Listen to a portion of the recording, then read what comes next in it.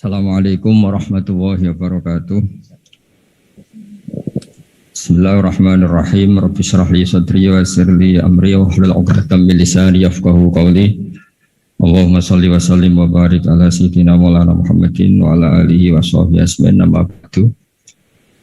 Yang kita hormati bersama, juga saya hormati Ibu Menteri Keuangan, Ibu Hajah Sri Mulyani Indrawati, Bapak Wakil Menteri Keuangan, Bapak Suhaisil Nazara, Bapak Sekjen Menteri Keuangan, Bapak Sekjen Menteri Keuangan, Bapak Heru Pambudi, dan seluruh pejabat dan pegawai lingkungan di Kemenku yang saya hormati, semua teman-teman di DKM Kemenku maupun di seluruh Indonesia yang ikuti ngaji ini yang saya hormati. Saya sudah percayalah bahwa bangsa ini bangsa yang optimis. Tadi Ibu Menteri bilang hasbunallah wa ni'mal wakil, bahwa pada akhirnya kita akan kembali kepada kekuatan Allah Subhanahu wa taala. Sebelum kita cerita Isra Mi'raj dan inspirasi dari Isra Mi'raj, saya akan memberi analogi ya. Analogi ini akan menolong secara ilmu tauhid, ilmu mengesahkan Allah Subhanahu wa taala, dan ini menjadi pokok ya dalam pengajaran tauhid. Ini mohon maaf kalau terpaksa saya ngaji model dulu lah, model pesantren ya. Tapi tanpa ngurangi rasa hormat, tanpa ngurangi rasa empati, rasa takdim saya. Teman-teman yang saya hormati semua, karena di sini banyak santri-santri muda. Hubungan kita dengan Allah Subhanahu wa taala yang serba kuasa, yang maha kuasa, yang serba bisa. Tadi dikatakan Bu Menteri bisa apa saja kun fayakun, kalau Allah sudah mentitahkan pasti terjadi. Itu kira-kira seperti ini. Saya ini bawa cincin dari besi mungkin, atau dari apa itu, ya besi lah atau perak. Yang jelas tidak emas ini karena saya cowok. Yang jelas tidak emas. Saya bawa kertas. Kalau Anda saya tanya, kertas ini sama cincin kuat mana? Pasti akan menjawab kuat cincin, karena materinya dari besi. Jawaban itu benar, tapi harus ditambahkan secara materi itu kuat cincin ketimbang kertas. Tapi Anda salah, harusnya menjawab ya terserah Gus Bahak, karena yang megang itu Gus Bahak. Karena bisa saja saya punya rencana menghancurkan cincin ini, sementara saya punya rencana mengabadikan kertas ini. Kira-kira gitu hubungan manusia dan Allah Subhanahu wa taala. Jadi hal yang kita kira abadi karena materinya kuat, ternyata Allah punya rencana menghancurkan. Sementara yang kita kira lemah atau rentan atau apalah, ternyata Allah punya rencana mengabadikan. Di sini kemudian istilahnya orang-orang tasawuf, wa tafwidil umur ila mudabbiriha. Kita sebagai manusia menyerahkan urusan pada pengaturnya, pada yang punya. Bukan wilayah kita mengatakan cincin ini lebih kuat ketimbang atau lebih abadi ketimbang kertas. Karena saya punya rencana menghancurkan cincin, tapi ingin mengabadikan apa? Kertas. Sehingga tentang pandemi, tentang tragedi sosial, tentang apa saja, kita tidak pernah tahu rencana Allah itu mana yang lebih awet. Jangan-jangan kita takut pandemi, saya berkali-kali ngaji, mati kita kecelakaan. Jangan-jangan takut kecelakaan, mati kita karena ngelindur, tiru kebablasan, nggak bangun. Kita takut mati ngelindur, mati kecelakaan, jangan-jangan mati kita karena likuifaksi, karena gempa atau karena tsunami. Nah, hal-hal seperti ini yang terus menjadikan kita bilang dan berkeyakinan hasbunallah wa ni'mal wakil. Hanya Allah yang tahu dan semua urusan mencukupi kita hanya Allah. Tadi kata Bu Menteri, kita akan menghadapi ini dengan ilmu pengetahuan dan pengalaman. Oke, saya sangat setuju itu. Tapi lagi-lagi bangsa ini dan seluruh tren dunia itu kalau misalnya baru tsunami, ya semua orang ramai ketakutannya pada tsunami. Ilmuwan berteori bahwa tsunami siklusnya sekian tahun per sekian tahun. Nanti pas gempa juga gitu, pas likuifaksi juga gitu. Nanti kalau mudik mungkin ketakutan orang sama kemacetan, sama macam-macam lah. Takut kecelakaan laka di jalan dan sebagainya. Sehingga sebelum ngaji ini lebih jauh, pastikan bahwa tidak dalam wilayah kita mengatakan bahwa cincin ini lebih abadi, lebih awet ketimbang kertas. Tapi kita harus menjawab secara materi cincin itu lebih awet ketimbang kertas. Tapi secara hakikat ya terserah yang mengendalikan, terserah yang punya rencananya apa. Nah, di sini pentingnya ngaji. Karena dari ngaji itu kita akan kembali ke ma'rifatullah, ngerti Allah yang sebenarnya. Sebab itu di surat Isra disebut pada akhirnya ngaji itu apa? Subhanalladzi asra bi 'abdihi lailam minal masjidil haram ilal masjidil aqsa alladzi barakna haulahu. Tujuan akhirnya linuriyahu min ayatina. Bahwa Mi'raj itu hanya bagian kecil yang dingertikan kita betapa dahsyatnya kekuasaan Allah Subhanahu wa taala.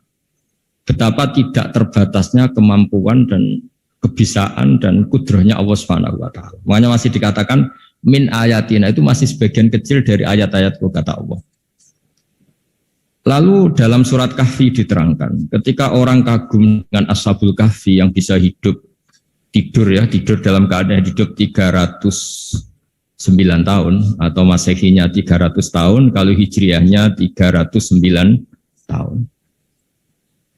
Itu mungkin kalau kita ilmuwan, ahli baksil atau ahli apalah, itu mungkin lebih kagum tentang nyamuk. Saya berkali-kali bilang, andaikan kita sepakar-pakarnya, terus disuruh bikin nyamuk itu, nggak usah bikin nyata hidup, bikin patungnya saja. Nyamuk itu sekecil itu, kemudian punya jantung, jantungnya punya urat, uratnya punya kuman, kumannya juga punya urat. Bayangkan saja sudah tidak bisa. Sehingga ketika orang tak kagum sama Ashabul Kahfi, kata Allah, am hasibta anna ashabal kahfi warraqi kanu min ayatina ajaban. Apa kamu kagum tentang Ashabul Kahfi dan batu-batu yang dipahat di situ? Bukankah dalam kekuasaan kami ada yang selalu menakjubkan?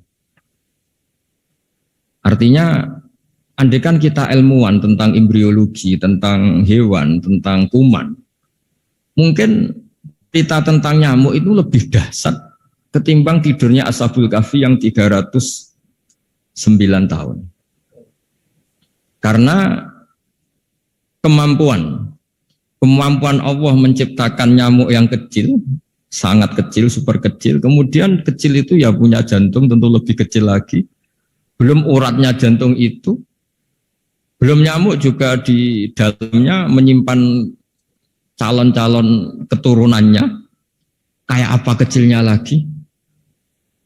Nah, di sini Allah mengingatkan kita, innallaha la yastahi ayyadriba matsalam ma fa'udatan fama faqaha. Allah tidak pernah malu jika dalam menunjukkan kekuasaannya Allah memberi contoh seekor nyamuk. Karena nyamuk ini andaikan kita, tadi saya ulang lagi, andaikan kita ilmuwan yang nekuni itu, strukturnya bisa melihat, bisa nyari pasangan hidupnya, dan bisa hamil, bisa melahirkan, atau bisa menelur dan sebagainya, maka kita akan kagum sekagum-kagumnya betapa kita di depan kekuasaan Allah Subhanahu wa taala tidak siapa-siapa, dan akhirnya kita ikrar-ikrarnya asyhadu alla ilaha illallah, bahwa tidak ada kekuasaan selain kekuasaan Allah Subhanahu wa taala.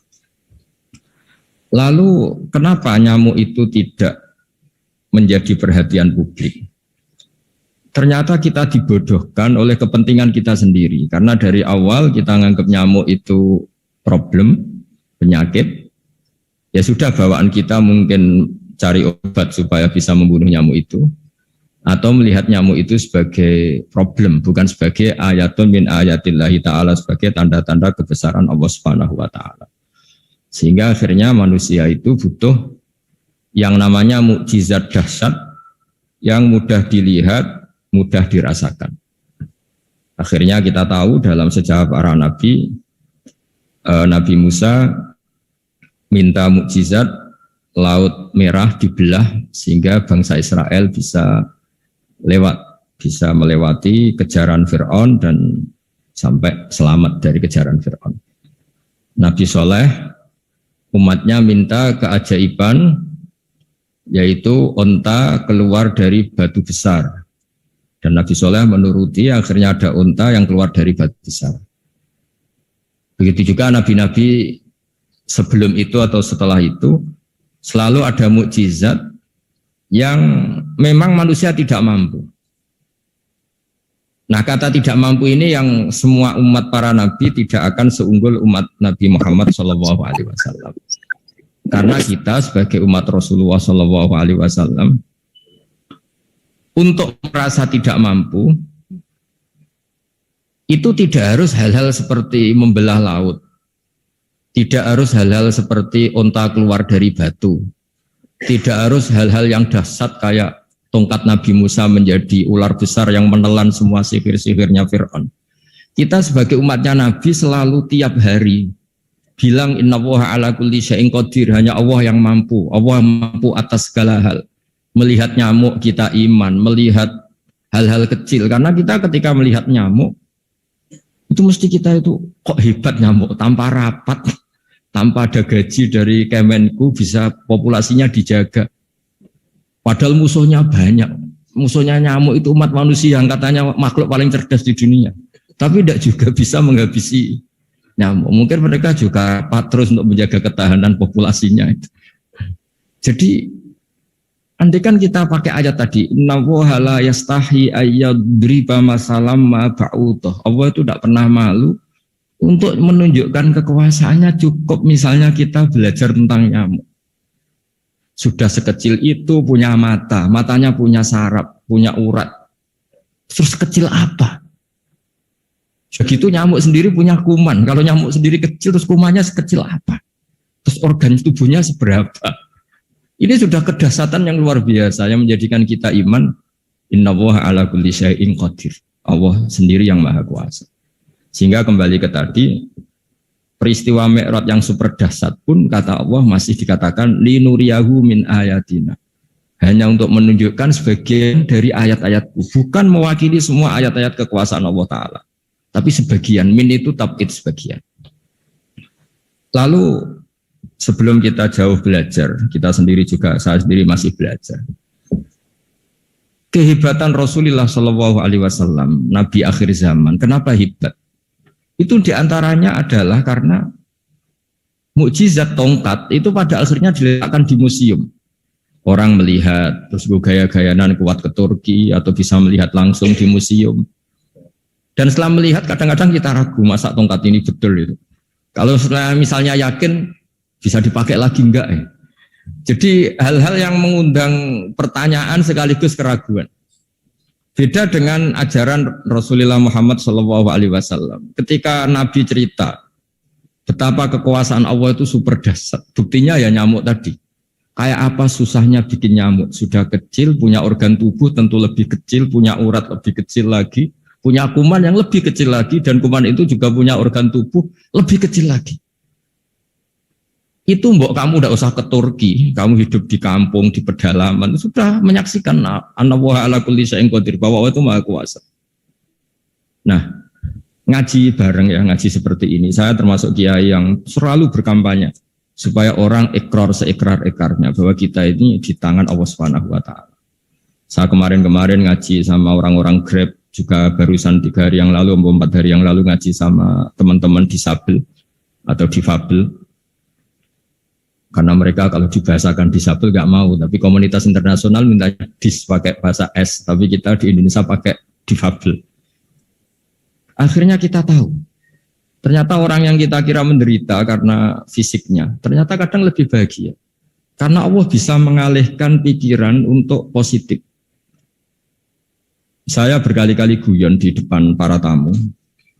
Saya pernah punya tamu itu perempuan gak cantik miskin lagi. Ini nyata ini, Gus doakan supaya suami saya kaya. Terus saya bilang, memangnya kalau sudah kaya ngapain itu? Ya paling tidak rumah saya diganti, mobil saya diganti. Tapi nanti akhirnya evaluasi Anda juga ingin diganti. Gitu. Karena setelah rumahnya mewah, pakai mobil mewah, pasti yang dievaluasi bukan rumah dan mobil, tapi Anda. Kok enggak pas ya, wajah gini di rumah saya gitu. Kok enggak pas wajah gini di mobil mewah. Akhirnya ibu-ibu tadi sudah aku enggak jadi. Jadi mungkin barokahnya pandemi itu nanti Ibu Menteri itu jadi kelihatan hebat karena ada pandemi kok Indonesia bertahan itu. Tapi kalau enggak ada pandemi kan ya biasa aja, memang normal gitu. Kiai juga gitu, diuji santri yang kadang beling, umat yang enggak jelas. Itu memang ujiannya. Kalau enggak ada ujian ya enggak keren. Kayak ya biasa aja lah kita adepin, ya kita tadi kata Bu Menteri ya kita ikhtiar dan berdoa. Lalu saya ulang lagi, jadi logika itu bisa pakai analogi. Analoginya tadi, salah Anda kalau mengatakan cincin ini lebih kuat ketimbang kertas. Yang benar adalah secara materi ini lebih kuat ketimbang kertas. Tapi soal nanti kekuatannya sampai kapan terserah yang punya.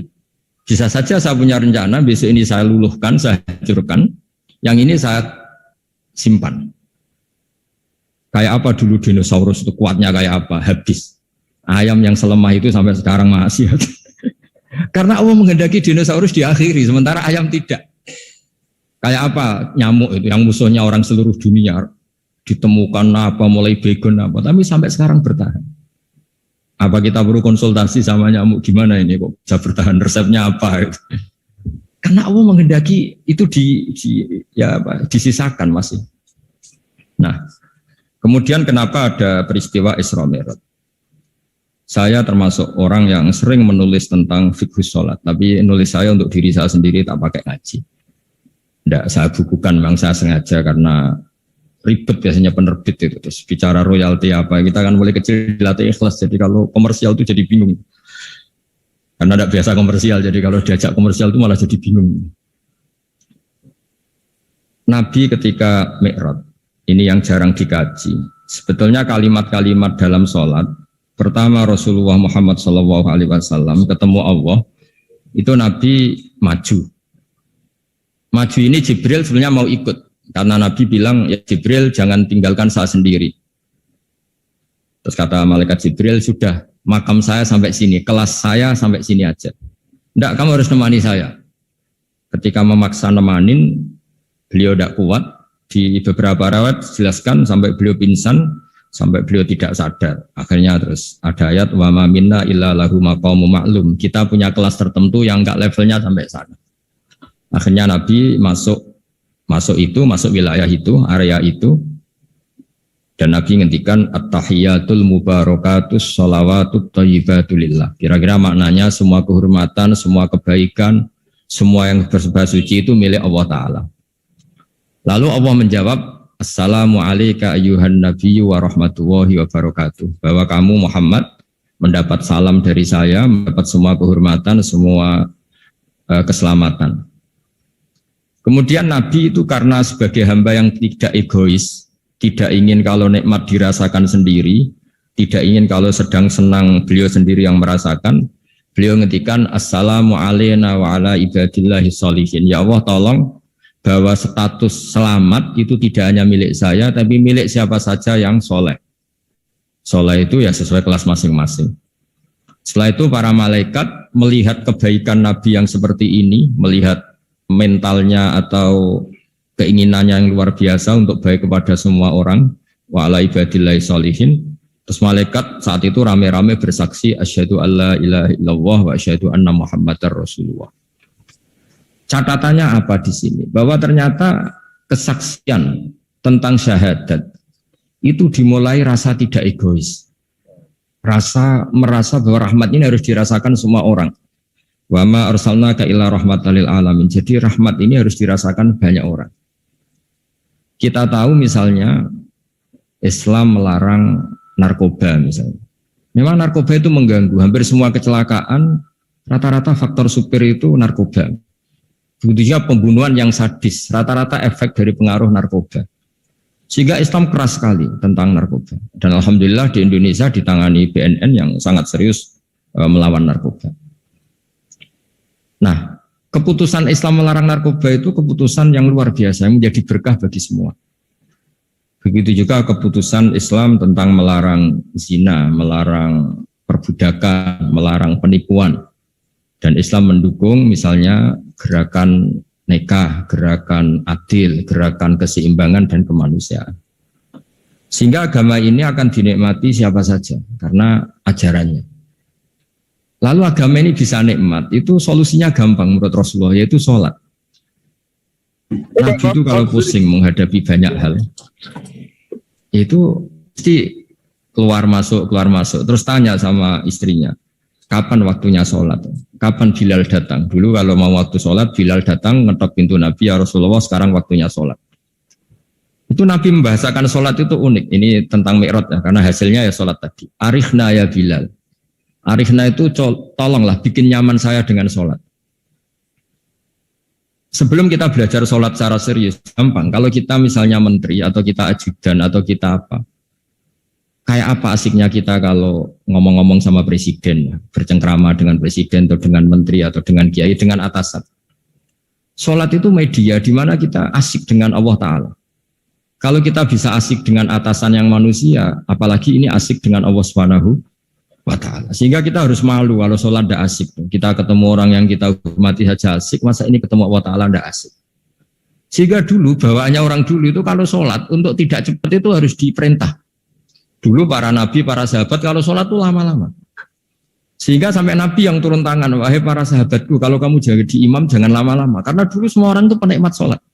Sehingga untuk tidak lama itu nunggu diperintah. Kalau kamu jadi imam jangan lama-lama, kasihan makmumnya. Gitu. Nah sekarang alhamdulillah tanpa dilarang sudah cepat semua. Ini sudah ada kemajuan, ini sudah maju sekali ini. Nggak usah dilarang sudah cepat. Dulu itu saking asiknya orang sholat. Untuk supaya agak cepat itu harus ada perintah dari Nabi. Kalau kamu jadi imam jangan lama-lama. Nah kita kalau sedang pas baik lah, pas waras lah kira-kira gitu. Kalau bahasa orang Pantura, saya ini orang Pantura. Jadi kalau ngomong lebih keras, lebih vulgar. Normalnya orang sholat itu tidak bisa ngakhiri. Normalnya, saya ulang lagi, normalnya orang sholat itu tidak bisa ngakhiri. Karena ketemu zat yang kita cintai. Kita kalau ketemu orang yang kita hormati, yang kita cintai, itu nggak bisa ngakhiri. Misalnya mungkin anak muda, contohnya ketemu pacar, tidak bisa ngakhiri. Kita kangen sama temen, jagong, tidak bisa ngakhiri, karena asik. Nah ini ketemu Allah yang dipuja-puja, dipuji-puji, kemudian cepat ingin ngakhiri. Jadi ini kita agak aneh. Makanya orang sholat itu tidak bisa ngakhiri. Dan itu normal. Sehingga dulu ketika Sayyidina Umar itu ditikam sama satu benda yang kayak pancing itu. Panah itu kan kayak pancing ya. Jadi kalau masuk cepat tapi nariknya susah. Karena ada grendelnya. Itu tiap ditarik sakit. Dan beliau bilang, nanti setelah saya sholat tarik. Beliau sholat, nyaman. Ditarik itu enggak gerak sama sekali. Karena dia sudah istighraq billah. Sudah nyaman dengan Allah sehingga ditarik itu enggak kerasa. Dulu di daerah sini masih keluarga kita lah, masih keluarga kita semua. Ada seorang wali jadi imam masjid. Itu di PHK sama takmirnya. Karena ketika sujud dia asik terus lama sekali. Sampai 30 menit. Sampai santrinya bilang, Mbah, sampun. Setelah itu rapat dihentikan. Ditanya, kenapa Mbah sujud begitu? Saya tidak bisa mengakhiri orang nikmati sujud kemudian ingin berhenti. Nah, Sayyid Ali Zainal Abidin yang populer, cucunya Rasulullah SAW, anaknya Sayyid Husain, putranya Sayyid Husain.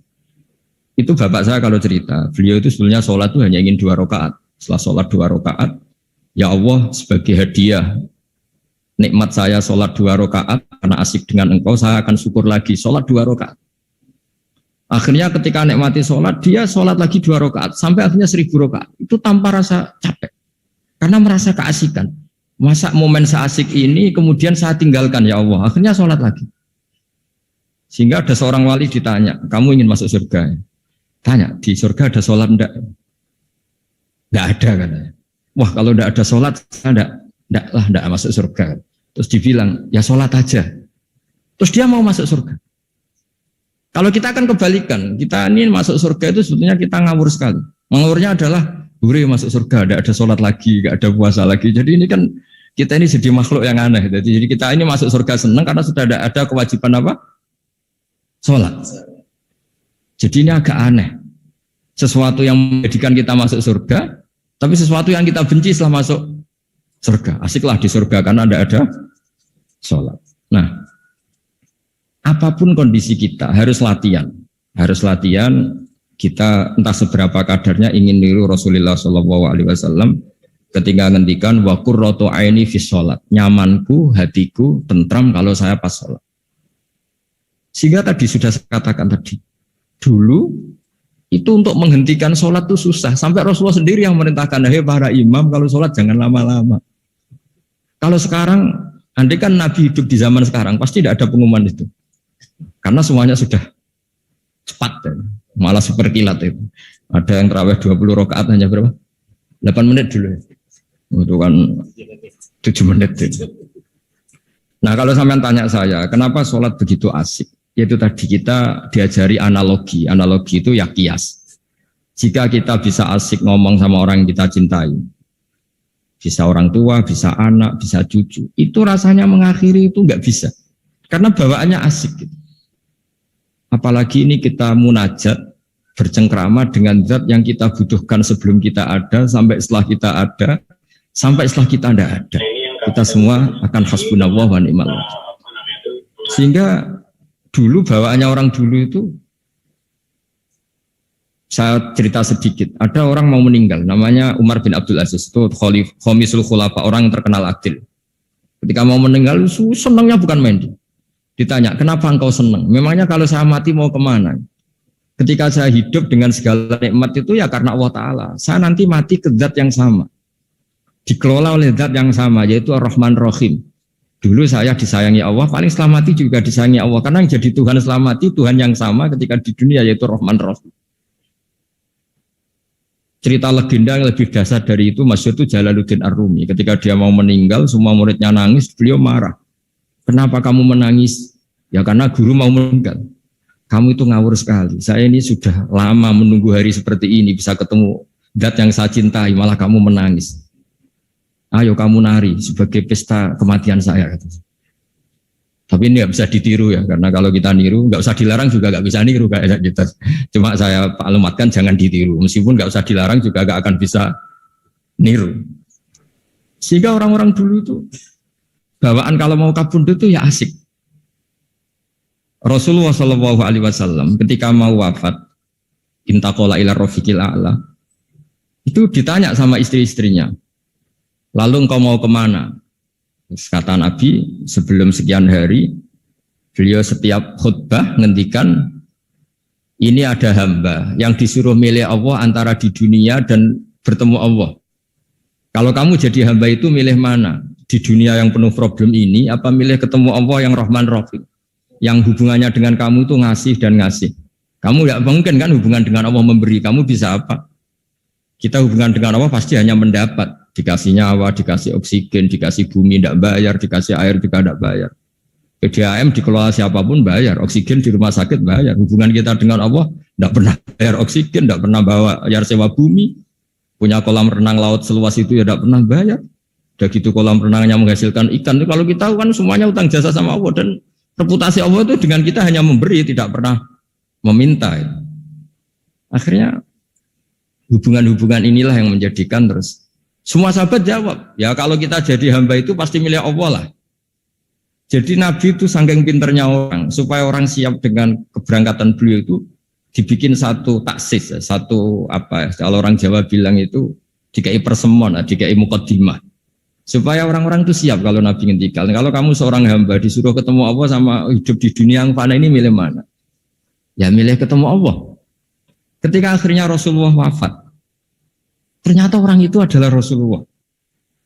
Ya akhirnya sahabat bilang, ya iyalah masa dengan kita sama Allah milih ketemu kita, pasti milih ketemu Allah. Nah, sholat itu mi'rajul mu'min, sholat itu adalah cara seperti itu. Kita manja dengan Allah meskipun dengan segala problem, ketika itidal kita tetap memaklumatkan Rabbana lakal hamdu mil'us samawati wa mil'ul ardi wa mil'u ma syi'ta min syai'in ba'du. Engkau zat yang selalu layak dipuji di langit maupun di bumi.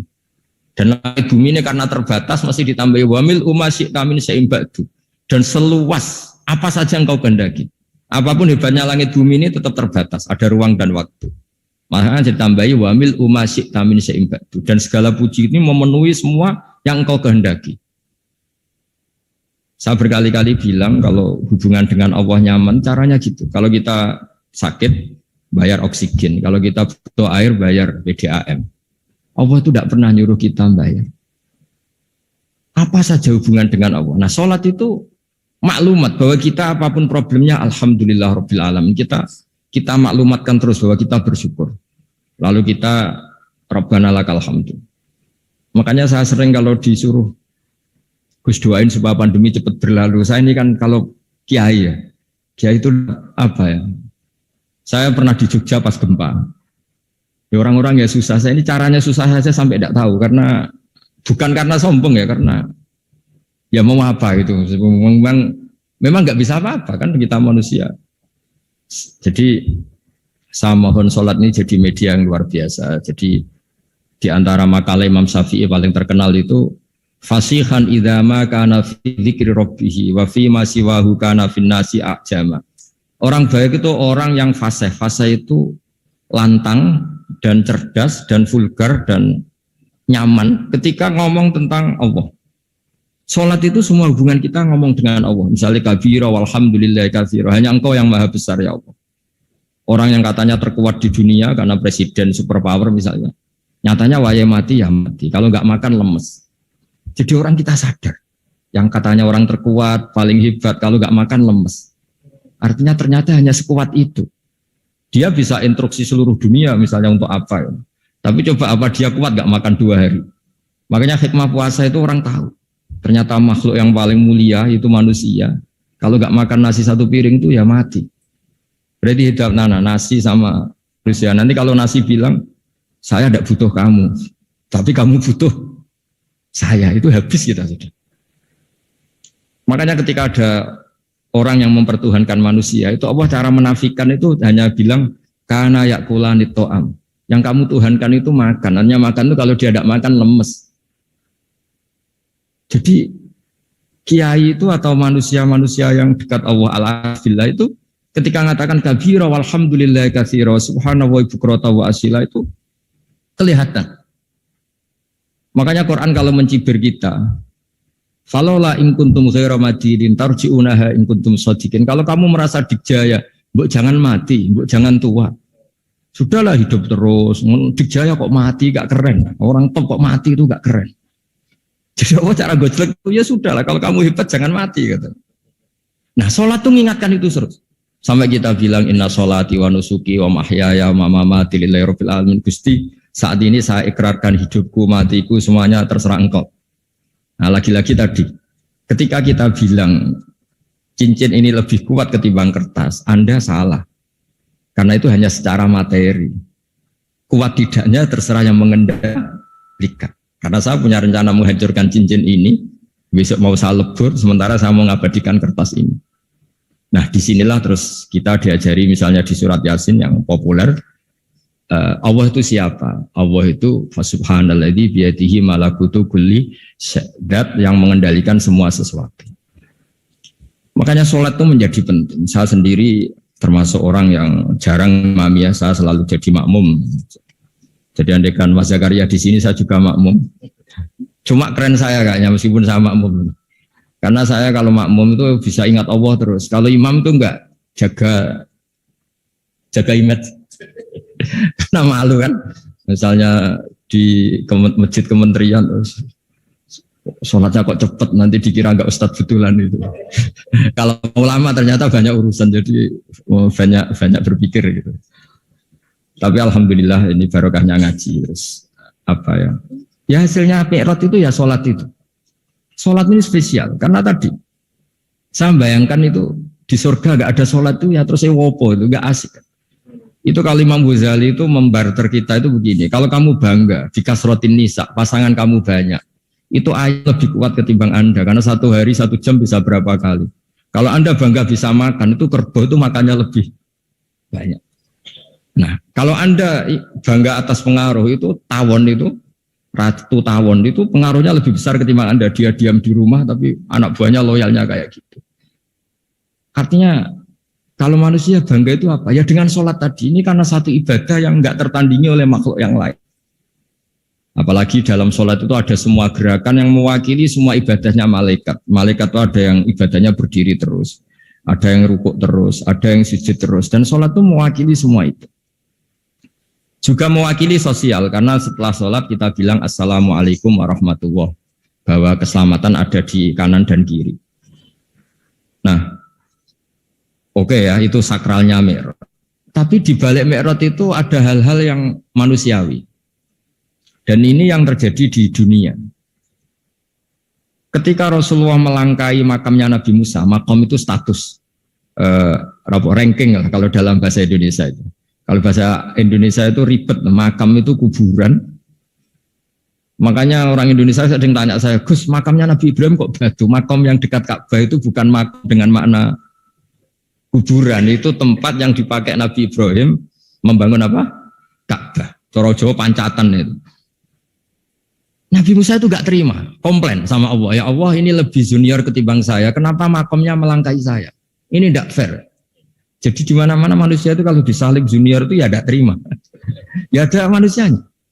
Terus ditanya sama malaikat Jibril, kenapa kamu gak terima? Ini orang Israel, kadung ngira saya ini nabi paling top. Ini kalau sampai konangan saya kalah sama Muhammad tuh malu saya kata. Jadi artinya ya ada sisi manusia. Itu ada kitabnya. Terus, ya tapi memang Nabi Muhammad lebih top ketimbang kamu. Memang dia nabi pilihan, Sayyidul Awalin wal Akhirin. Oke, kalau saya kalah dengan dia gak apa-apa. Tapi umatnya jangan ya. Maksudnya umatnya bangsa Israel harus lebih top ketimbang kita. Makanya orang Israel sampai sekarang begitu itu ya memang ada sanatnya, nggak mau kalah. Karena usulnya Nabi Musa memang nggak boleh kalah. Terus kata Allah, ya tidak bisa. Memang yang paling top tetap umatnya Muhammad, bukan umat kamu. Tetap kamu kalah. Sehingga setelah kalah dan menang itu kita terus tidak tahu.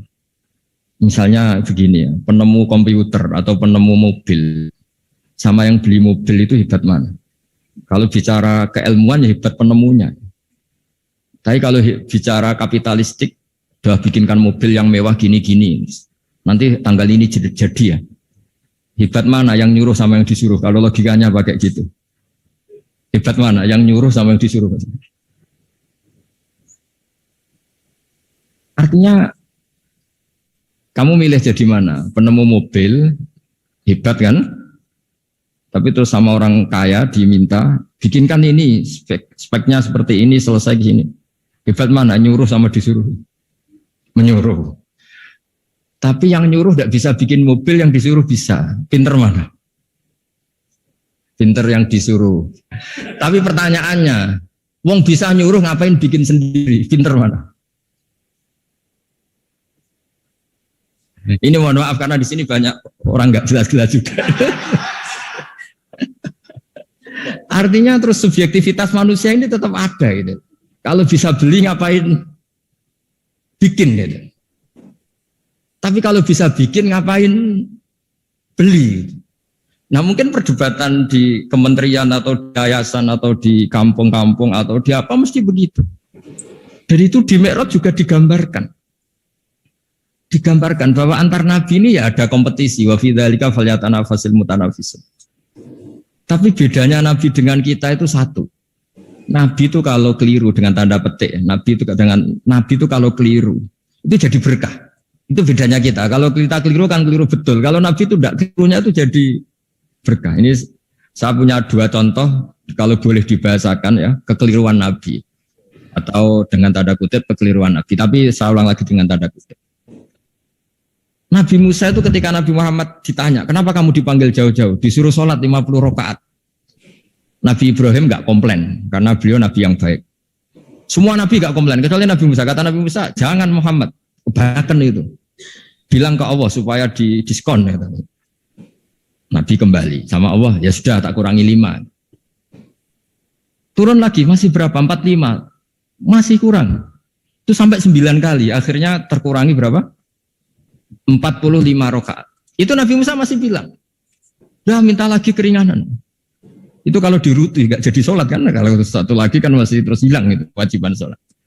Nah, Nabi Musa sebetulnya itu bukan karena kasihan kita, bukan dia nggak empati dengan kita. Beliau nggak empati sama kita, tapi gara-gara Muhammad, umatku yang lebih kuat, lebih ganteng aja nggak mampu melakukan sholat 50 rakaat, apalagi umatmu. Dia memang orang Israel kan ganteng-ganteng, kuat-kuat, jadi dia pede. Umatku yang lebih keren, lebih ganteng saja gak kuat, apalagi umatmu. Jadi sebetulnya dia minta keringanan itu karena corong Jawa ngeprekno kita, menyepelekan kita bahwa makanya saya ingin memberitahu Nabi Musa kalau ada umatnya Rasulullah yang namanya Sayyid Ali Zainal Abidin yang satu hari sholat 1000 rakaat.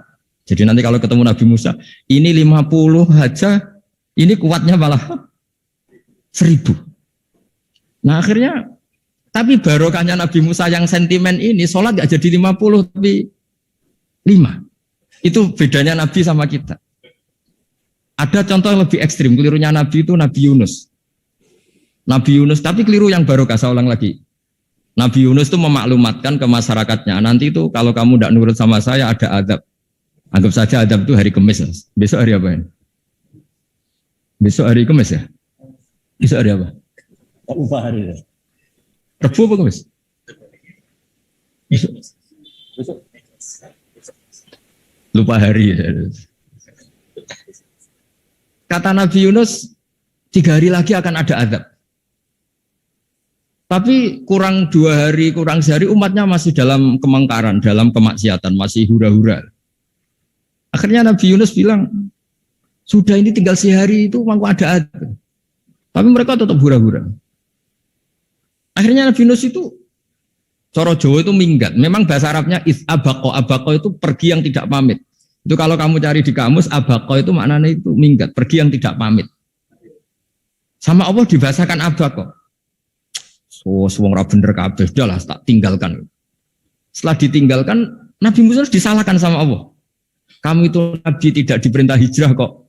Hijrah, syaratnya Nabi kan mengambil keputusan apa saja berdasar wahyu. Tapi tanpa ada perintah wahyu, dia tetap keluar dari kampungnya itu. Keluar sama Allah disalahkan, wong Nabi kok minggat. Akhirnya ketika dia di kapal, di perahu itu, dulu itu ada mitos, kalau ada perahu mau tenggelam pasti ada yang minggat, diundi. Sampai 3 kali yang keluar dia, akhirnya tahu diri nyemplung. Nyemplung terus ditelan ikan nun. Pokoknya ikan besar lah. Diberi sanksi sama Allah, karena dia Nabi kok melanggar, diberi sanksi ditelan ikan nun. Telan ikan nun karena beliau seorang Nabi, perutnya ikan itu jadi masjid, dia baca tasbih terus. Tapi barokahnya dia minggat tadi, asbako. Akhirnya 1 hari itu mau ada azab besar itu orang-orang nginceng rumahnya dia. Diinceng. Kalau betul ada azab, pasti orang ini lari. Masa ada azab dia di sini? Diinceng ternyata gak ada. Wah berarti benar ini ada azab. Buktinya dia gak ada. Katanya. Jadi unik. Akhirnya dicinceng gak ada terus dia, wah berarti ada azab betul.